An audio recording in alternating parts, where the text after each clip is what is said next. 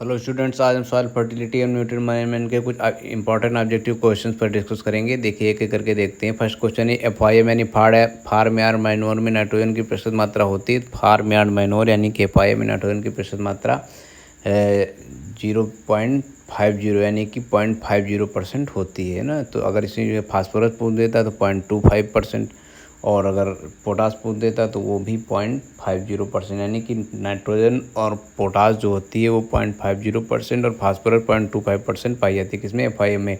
Second question, vermi compost में nitrogen पाई जाती है। वर्मी कंपोस्ट मतलब केचुए की खाद। केचुए का साइंटिफिक नेम यूनिया फोडिटा होता है ना, याद रखना है, जिससे खाद बनाई जाती है। सेकंड क्वेश्चन का थर्ड ऑप्शन सही हो जाएगा। वर्मी कंपोस्ट में नाइट्रोजन पाई जाती है तो 3%। थर्ड क्वेश्चन, मूंगफली की खली में नाइट्रोजन पाई जाती है। तो बहुत ज़्यादा इंपॉर्टेंट जितनी भी खलियाँ हैं उनमें सबसे ज़्यादा क्वेश्चन जो पूछा जाता है वो क्या है, मूंगफली की खली। मूंगफली की खली में नाइट्रोजन पाई जाती है तो वो कितनी, 7.3%। और सैफ फ्लावर जो होता है उसमें नाइट्रोजन 7.9% पाई जाती है। फोर्थ क्वेश्चन, इस नाइट सॉइल में नाइट्रोजन पाई जाती है। नाइट सॉइल समझिए क्या होता है। नाइट सॉइल मानव मलमूत्र से निर्मित खाद को नाइट सॉइल कहते हैं। इसमें नाइट्रोजन 5.5% तक पाई जाती है। फिफ्थ क्वेश्चन है भारी कार्बनिक खाद का उदाहरण है। भारी कार्बनिक खाद जो अमाउंट में बहुत ज़्यादा होते हैं लेकिन पोषक तत्वों की कम जो है मात्रा कंपेरेटिवली कम होती है भारी खाद में, है ना। तो ये कौन कौन से हैं, एफआईएम, कंपोस्ट और ग्रीन मैन्योर, ये सभी भारी खाद होते हैं ना। थर्ड सिक्स क्वेश्चन, संग्रहित यानी कि संघनित। इसमें संघनित का संग्रहित हो गया है तो कंसनट्रेटेड कार्बनिक खाद का उदाहरण नहीं है। तो देखिए मूंगफली की खली और हड्डी की खाद ये दोनों कंसनट्रेटेड ऑर्गेनिक मैन्योर हैं। कंसनट्रेटेड ऑर्गेनिक मैन्योर जो होते हैं यानी कंसनट्रेटेड कार्बनिक खाद या संघनित कार्बनिक खाद, इनमें भारी कार्बनिक खादों की तुलना में पोषक तत्वों की मात्रा ज़्यादा होती है। तो इसका पूछा गया उदाहरण नहीं है तो ढैंचा नहीं है। क्यों? क्योंकि ढैंचा अभी हमने 5 नंबर क्वेश्चन में बताया। ग्रीन मैन्योर भारी कार्बनिक का उदाहरण और ग्रीन मैन्योर के अंतर्गत ही ढैंचा आएगा, है ना। तो इसका जो है सिक्स नंबर क्वेश्चन का थर्ड ऑप्शन सही हो जाएगा। सेवन्थ नंबर, नाइट्रिफिकेशन इनहिबिटर का कार्य करता है। नाइट्रिफिकेशन इनहिबिटर का कार्य कौन करता है, नीम की खली करती है। एट्थ नंबर क्वेश्चन, यूरिया में नाइट्रोजन परसेंट होता है तो यूरिया में नाइट्रोजन 46% होती है। नाइन्थ क्वेश्चन, डीएपी में नाइट्रोजन होती है तो डीएपी में नाइट्रोजन 18% होती है। फर्स्ट ऑप्शन सही हो जाएगा। 10th नंबर क्वेश्चन है, डीएपी में फास्फोरस की प्रतिशत मात्रा होती है तो डीएपी में देखिए फास्फोरस 46% होती है। यानी कि डीएपी का याद करने का तरीका क्या है, NPK 18 46 0, यानी कि नाइट्रोजन 18, फास्फोरस 46 और पोटास 0 है। 11th number question, fertiliser control order कब लागू हुआ तो 1985 में लागू हुआ। तो इसका डी ऑप्शन सही हो जाएगा। 12 नंबर क्वेश्चन, बाईयूरेट का मानक परसेंट है तो बाईयूरेट का मानक परसेंट कितना, 1.5% का। 13 नंबर क्वेश्चन है, कैल्शियम अमोनियम नाइट्रेट यानी कि कैन, इसका फुल फॉर्म देख लीजिए, हो सकता है लिख के आ जाए कैल्शियम अमोनियम नाइट्रेट में नाइट्रोजन कितनी होती है तो आप लोग कन्फ्यूज हो जाए। तो कैन को ही कैल्शियम अमोनियम नाइट्रेट कहते हैं, जिसको किसान खाद कहा जाता है। किसान खाद इसको इसलिए कहा जाता है क्योंकि सभी खादें जितनी भी उर्वरक होती हैं वो या तो क्या होती हैं, अम्लीय नेचर की होती हैं, क्षारीय। लेकिन जो कैल्शियम अमोनियम नाइट्रेट होता है, क्योंकि इसमें अमोनियम भी है और नाइट्रेट भी है, इसलिए जो है क्या होगा, उदासीन होता है। तो इसीलिए इसको किसान खाद कहा जाता है। तो इसका जो है मतलब ये किसी भी तरीके से इस उर्वरक का गलत प्रभाव, किसान खाद का गलत प्रभाव जो है खेत पर नहीं पड़ता है, इसीलिए इसको किसान खाद कहा जाता है। इसमें नाइट्रोजन 26% होती है। तो 13 नंबर क्वेश्चन का सेकंड ऑप्शन सही हो जाएगा। 14 नंबर क्वेश्चन, सामान्यतः पड़ी छिड़काव के लिए यूरिया का उपयुक्त घोल होना चाहिए तो ये 2% का होना चाहिए। तो इसका सेकंड ऑप्शन सही हो जाएगा। मतलब फोलियर स्प्रे अगर करेंगे तो 100 लीटर पानी में 2 किलोग्राम यूरिया घोलेंगे ना। 15 नंबर क्वेश्चन है, सिंगल सुपर फास्फेट फास्फोरस की प्रतिशत मात्रा होती है तो 16%। देखिए सिंगल सुपर फास्फेट है लेकिन इसके सभी क्वेश्चन कवर करेंगे हम लोग कि सिंगल सुपर फास्फेट में फास्फोरस कितनी होती है। सिंगल पूछा तो 16%, डबल पूछ ले 32%, double super phosphate 32%, triple super phosphate सोलती हैं 48%, है ना। एनहाइड्रस अमोनिया में नाइट्रोजन अगर पूछ ले तो 82.5%। ये भी याद रखना क्योंकि इस क्वेश्चन को हमने मेंशन नहीं किया लेकिन पूछा रह सकता है। एनहाइड्रस अमोनिया में नाइट्रोजन तो 82.5%, कहीं कहीं पर 83 मेंशन होता है ना। 60 नंबर क्वेश्चन, बेसिक स्लैग में फास्फोरस की प्रतिशत मात्रा होती है। बेसिक स्लैग में फास्फोरस कितनी होती है, 14 से 18%। सेकेंड ऑप्शन सही हो जाएगा। 70 नंबर क्वेश्चन, रॉक फास्फेट में फास्फोरस की प्रतिशत मात्रा, तो ये जो है थर्ड ऑप्शन सही हो जाएगा, 20 से 30%। 18 number question, single super phosphate में सल्फर की प्रतिशत मात्रा। देखिए सिंगल सुपर फास्फेट में फास्फोरस की 16 हमने बताई है लेकिन अब सल्फर पूछा है तो सल्फर कितना होता है, 12%। तो 18 नंबर क्वेश्चन का फर्स्ट ऑप्शन सही हो जाएगा। 19 number question muriate of potash यानी MOP में पोटास की प्रतिशत मात्रा कितनी होती है। तो म्यूरेट ऑफ पोटास में पोटास की प्रतिशत मात्रा 60% होती है। बहुत इंपॉर्टेंट क्वेश्चन है, इसको अच्छे से आप लोग तैयार करिए। 20 नंबर क्वेश्चन जिप्सम में कैल्शियम की प्रतिशत मात्रा। तो जिप्सम में कैल्शियम जो होता है वो ये 29.2%। जिप्सम जो है क्षारीय भूमि को सुधार के लिए उपयोगी होता है ना। अम्लीय भूमि के लिए चूना और क्षारीय के लिए जिप्सम। तो इसमें जिप्सम में क्या होता है, कैल्शियम 29.2% और जिप्सम में सल्फर कितना होता है 18.6%।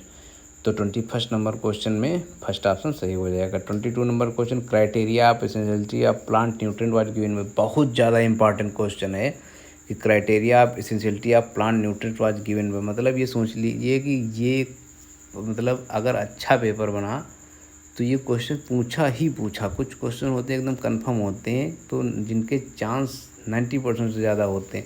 उसी तरीके से क्वेश्चन है कि criteria of essentiality of plant nutrient किसने दिया, तो अर्नाल्ड स्ट्राउट ने दिया। इन्होंने 3 क्राइटेरिया बताए थे।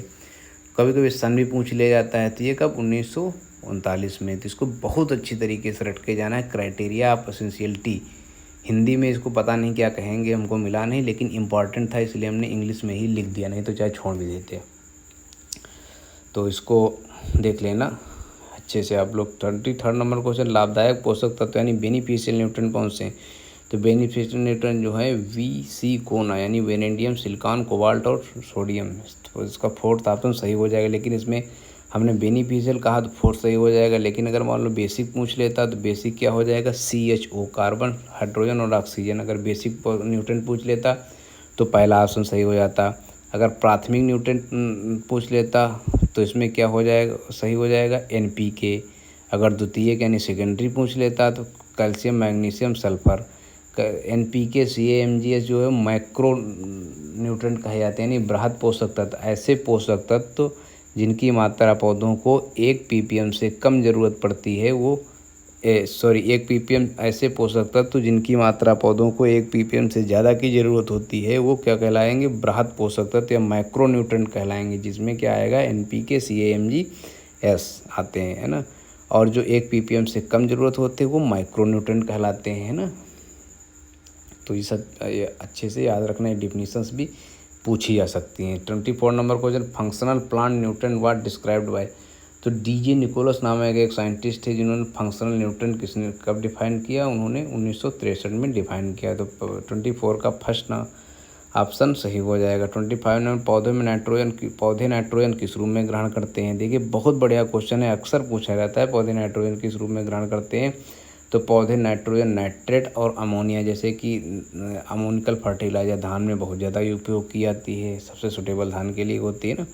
तो पौधे में नाइट्रोजन किस रूप में ग्रहण करते हैं, पौधे नाइट्रोजन नाइट्रेट और अमोनिकल दोनों फॉर्म में लेते हैं। तो इसका थर्ड ऑप्शन सही हो जाएगा, दोनों। केवल नाइट्रोजन ही एक ऐसा पोषक तत्व है जो धनायन ऋणायन दोनों में पौधे ग्रहण करते हैं, है ना। कौन कौन से फॉर्म में, नाइट्रेट और अमोनिकल फॉर्म में। 26 number question immobile nutrients are. Immobile nutrient मतलब जो एकदम गतिशील नहीं होते, कौन कौन से, कैल्शियम और बोरान। नाइट्रोजन और फास्फोरस मोबाइल न्यूट्रिएंट होते हैं, है ना। तो और इमोबाइल लेकिन पूछा गया है तो कैल्शियम और बोरान। जिंक अगर मॉडरेट अगर पूछ लेता तो याद रखना मॉडरेट मोबाइल तो वो जिंक होगा। केवल एक न्यूट्रिएंट मॉडरेट में क्या आएगा, जिंक। इमोबाइल अगर पूछ ले तो इमोबाइल में कैल्शियम बोरान लिखा है ये सामने। अगला 27 नंबर को आधात्विक पोषक तत्व। आधात्विक मतलब होता है नॉन मेटल। नॉन मेटल पोषक तत्व कौन सा है, बोरान। बहुत ज़्यादा इंपॉर्टेंट क्वेश्चन बोरान से बनते हैं, है ना। 1-2 हमने मेंशन भी किए हैं, बाकी आप लोग अपने से देखिएगा। आधात्विक पोषक तत्व यानी नॉन मेटल न्यूट्रिएंट कौन सा है, तो बोरान है। 28 number question sodium indicator plant. तो सोडियम इंडिकेटर प्लांट कौन हो जाएगा, चुकंदर हो जाएगा। 29 नंबर क्वेश्चन मक्के की सफ़ेद कलिका बीमारी किस तत्व की कमी से होती है। तो मक्के में सफ़ेद कलिका बीमारी नामक बीमारी यानी कि white bird disease of maize cause due to deficiency of zinc. तो इसका 29 नंबर क्वेश्चन का थर्ड ऑप्शन सही हो जाएगा। 30 नंबर क्वेश्चन धान में खैरा बीमारी किस तत्व की कमी से होती है। धान में खैरा बीमारी जो है वो जिंक की कमी से होती है। धान की खैरा बीमारी की खोज YL नैने नामक वैज्ञानिक ने पंतनगर यूनिवर्सिटी में की थी। 31 नंबर क्वेश्चन, किस तत्व को पौधे को की ऑफ लाइफ कहा जाता है? तो फास्फोरस एक्ट एज ए की ऑफ लाइफ फॉर प्लांट। तो इसका जो है 31 का सेकेंड ऑप्शन सही हो जाएगा। 32 नंबर, पौधे की निचली पत्तियों पर वी आकार के धब्बे, पीले रंग के धब्बे पड़ जाते हैं, तो ये किस तत्व की कमी को दर्शाते हैं? तो नाइट्रोजन की कमी इसकी दर्शाते हैं। तो 32 का फर्स्ट ऑप्शन सही हो जाएगा। 33 में, टमाटर के फल किस तत्व की कमी से फटने लगते हैं? तो टमाटर के फल जो है बोरान की कमी से फटने लगे।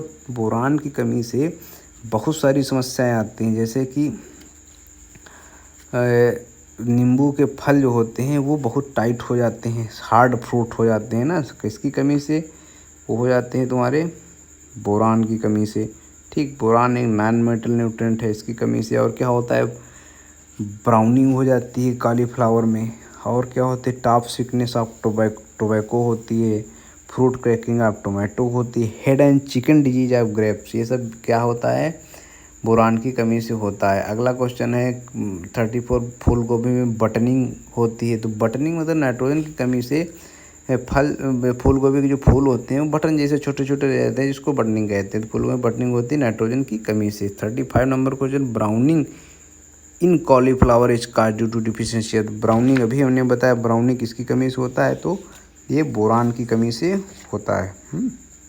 और काफ़ी तत्व हैं जिनकी कमी से काफ़ी रोग होते हैं, जैसे कि मैग्नीशियम की कमी से जो है मटर में मार्स रोग हो जाता है ना। तो ये सब चीज़ें, क्वेश्चन बहुत ढेर सारे हैं जो आपको मेंशन करने पड़ेंगे, है ना।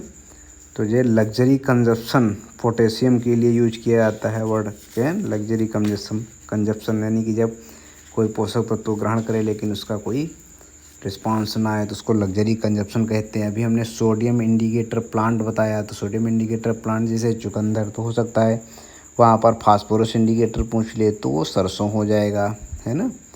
तो इसी तरीके से अगर बोरान इंडिकेटर पूछ ले तो वो सनफ्लावर हो जाएगा। तो नाइट्रोजन इंडिकेटर पूछ ले तो वो कॉलीफ्लावर हो जाएगा। तो ये सब चीज़ें जो है याद रखनी चाहिए। बेनिफिशियल न्यूट्रिएंट हमने बताए, वीसी, कोना, वेनेडियम, सिलिकॉन, कोबाल्ट, सोडियम, है ना। उसी तरीके से कहाँ गए बेनिफिशियल न्यूट्रिएंट वाला क्वेश्चन? हाँ देखो, ये जैसे 23 नंबर क्वेश्चन, लाभदायक पोषक तत्व। तो वीसी, कोना याद रखे, वेनेडियम, सिलिकॉन, कोबाल्ट और कैल्शियम। अगर इसी तरीके से इमोबाइल न्यूट्रिएंट पूछता, कैल्शियम और बोरान। एनर्जी एक्सचेंज के लिए कौन से यूज होते हैं? हाइड्रोजन और ऑक्सीजन। कैटायन और एनायन, धनायन ऋणायन दोनों में जो पौधे ग्रहण करते हैं तो कौन सा है? नाइट्रोजन। NH4 और NO3 दोनों रूप में। नॉन मेटल कौन सा हो जाएगा? बोरान हो जाएगा। तो ये सब चीज़ें आपको अच्छे से याद रखनी। टोटल एसेंशियल न्यूट्रिएंट कितने हैं? 16 + 1, यानी 16 पहले थे प्लस 1 जो है निकिल बाद में जुड़ गया तो हो गए 17। क्राइटेरिया ऑफ एसेंशियलिटी याद रखना है, किसने दिया? तो अर्नॉन और स्टाउट ने 1939 में दिया। ठीक है, बहुत अच्छा क्वेश्चन है, बहुत इंपॉर्टेंट भी क्वेश्चन है। क्राइटेरिया ऑफ एसेंशियलिटी देखो 22 नंबर में, है ना। इसी तरीके से ये भी पूछ सकता है कि इसको क्राइटेरिया ऑफ एसेंशियलिटी को रिफाइंड किसने किया, है ना। तो ये किसने किया? फिर अर्नॉन ने किया 1954 में। अर्नॉन एंड स्टाउट ने दिया था लेकिन रिफाइंड केवल अर्नॉन ने किया 1954 में, है ना। तो ये सब चीज़ें बहुत अच्छे से आपको याद रखनी, इससे क्वेश्चंस बनेंगे। इससे देखिए ढेर सारे क्वेश्चंस बनते हैं, है ना। जैसे कि एजोला जो है खाद किस में बनती है? एजोला नाइट्रोजन किस में स्थिरीकरण करेगी? धान के खेत में। तो ये सब चीज़ें हैं जो पूछी जा सकती है। कौन सा लेग्यूम जो है जिसमें नहीं, जिनकी जड़ों में नाइट्रोजन स्थिरीकरण बैक्टीरिया नहीं पाया जाएगा तो वो कौन सा हो जाएगा? वो दलहनी फसल हो जाएगा। दलहनी फसल का खास राजमा हो जाएगा, बाकी सब में पाया जाता है। तो ये सब चीज़ें अच्छे से याद रखनी है और किस खाद में कितने % नाइट्रोजन, कितने % पोटास पाई जाती है, कितने % फास्फोरस पाई जाती है, ये सब चीज़ें पूछी जाएंगी। जो इम्पॉर्टेंट हमको लग रही थी वो हमने मेंशन की, जैसे कि यूरिया में नाइट्रोजन 46%, लेकिन थायो यूरिया पूछ दे तो 36.8% नाइट्रोजन पाई जाएगी। नाइट्रिफिकेशन और डीनाइट्रिफिकेशन को समझना होगा कि क्या होता है ना। तो नाइट्रिफिकेशन क्या होता है? डीनाइट्रिफिकेशन जब नाइट्रोजन का नुकसान हो, लॉस हो, तो डीनाइट्रिफिकेशन उसका कहलाया जाए। नाइट्रोजन स्थिरीकरण हो तो वो नाइट्रिफिकेशन की क्रिया कहलाएगी, है ना। तो ये सब चीज़ें अच्छे से आप लोगों को याद रखनी है, जो एग्ज़ाम पॉइंट ऑफ व्यू से बहुत ज़्यादा इम्पॉर्टेंट हैं। और अच्छे से इसको तैयार करना है और पढ़ना है। बहुत बहुत धन्यवाद।